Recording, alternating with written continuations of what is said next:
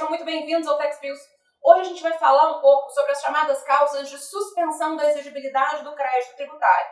Um assunto extremamente importante para você que advoga na área tributária e também para você que está se preparando para concursos públicos ou mesmo para o exame de ordem. Uma vez que, independentemente da banca organizadora do certame, esse tema é sempre recordista de prova. O que a gente precisa entender de antemão é o seguinte: diante de qualquer uma das causas previstas no artigo 151 do CTN, que são as causas de suspensão da exigibilidade do crédito, o fisco fica impedido de realizar a cobrança daquele crédito tributário. Então, por exemplo, uma ação de execução fiscal, caso exista uma causa de suspensão da exigibilidade do crédito, não poderá ser proposta, ou, se ajuizada, precisa ser imediatamente suspensa. Também não podem ser realizados nenhum ato de constrição patrimonial do devedor, como, por exemplo, eventuais penhoras de seus bens ou ainda o antigo Bacen-Jude, hoje chamado de Cis-Bacen. Outro ponto extremamente relevante é o seguinte: mesmo diante de uma dessas causas de suspensão da exigibilidade do crédito, o fisco não fica impedido de lançar. O fisco pode e deve realizar o lançamento daquele crédito tributário, mesmo que ele se encontre com uma das causas de suspensão da sua exigibilidade. Por quê? O que essas causas impedem, como já salientado, é a cobrança do crédito tributário. Mas, se o fisco não lança, se o fisco não constitui aquele crédito, após um determinado lapso temporal, esse crédito fatalmente será atingido pela decadência, que nos termos do artigo 156, inciso 5º do Código Tributário Nacional, é a causa de extinção do crédito.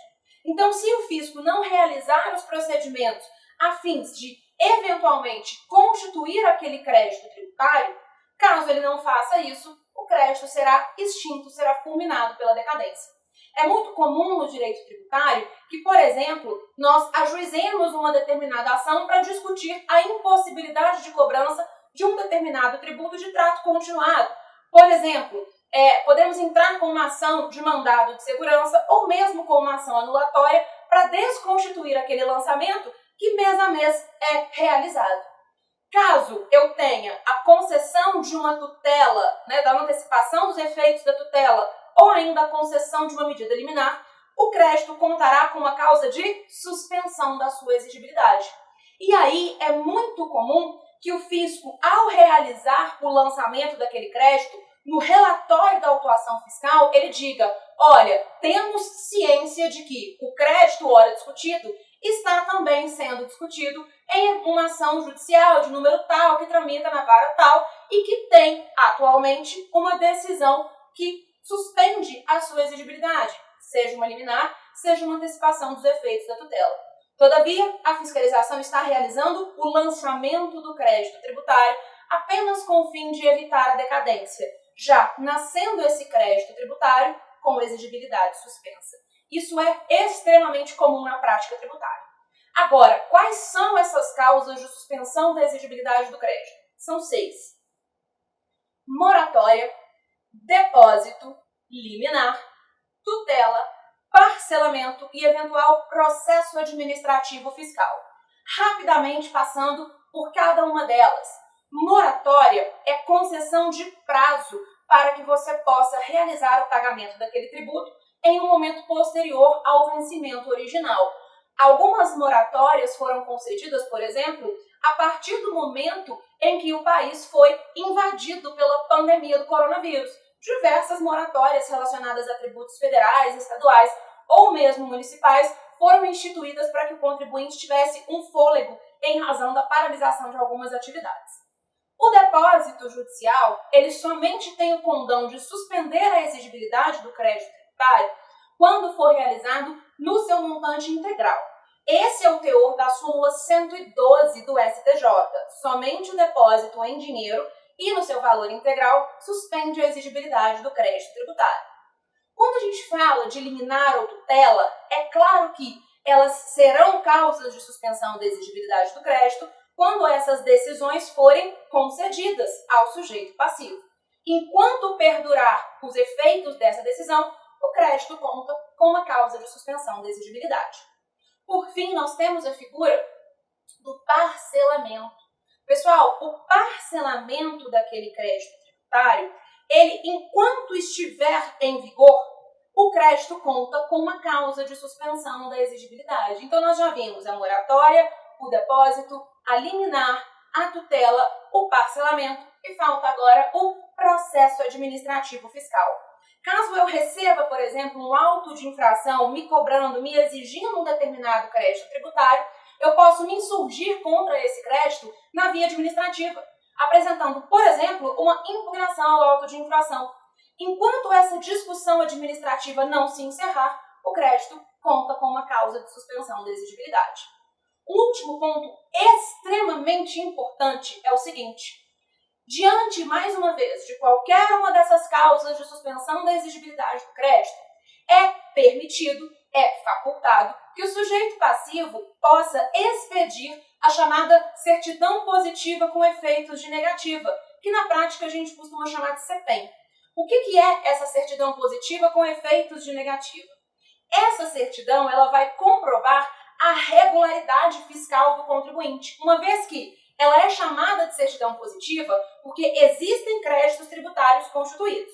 Mas perceba que ela tem efeitos de negativa, ou seja, ela comprova a minha regularidade fiscal porque, muito embora exista aquele crédito tributário, ele não pode ser exigido naquele determinado momento.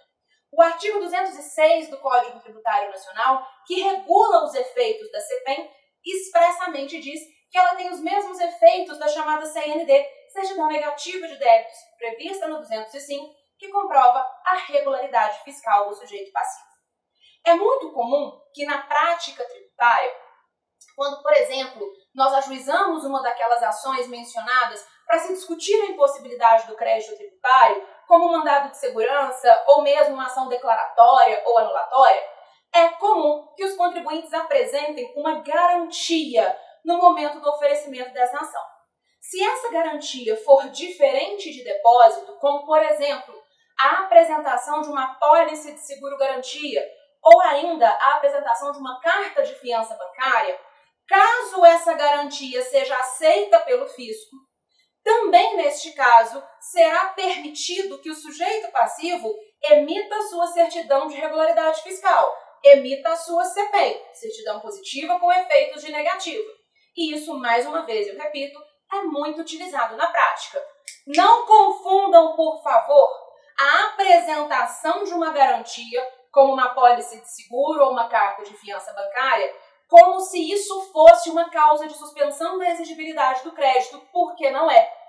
Como já salientado para vocês, somente são causas de suspensão da exigibilidade do crédito aquelas previstas no artigo 151 do CTN. E tem um método mnemônico que te ajuda a lembrar quais são essas causas, né? Você suspende carboidrato para entrar no modelito PP.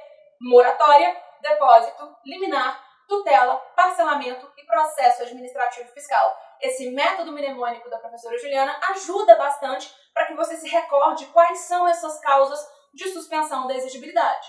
De modo que o oferecimento de uma garantia, qualquer que seja ela, desde que seja diferente do depósito, não pode ser confundido com uma causa de suspensão da exigibilidade do crédito, apesar de ter um efeito bastante parecido com relação à possibilidade de emissão de certidão de regularidade fiscal. Caso não esteja ainda inscrito no canal, inscreva-se, ative as notificações para que você possa receber mais dicas como essa de direito tributário, financeiro e ainda de prática tributária. Um beijo e até o nosso próximo vídeo. Tchau, tchau!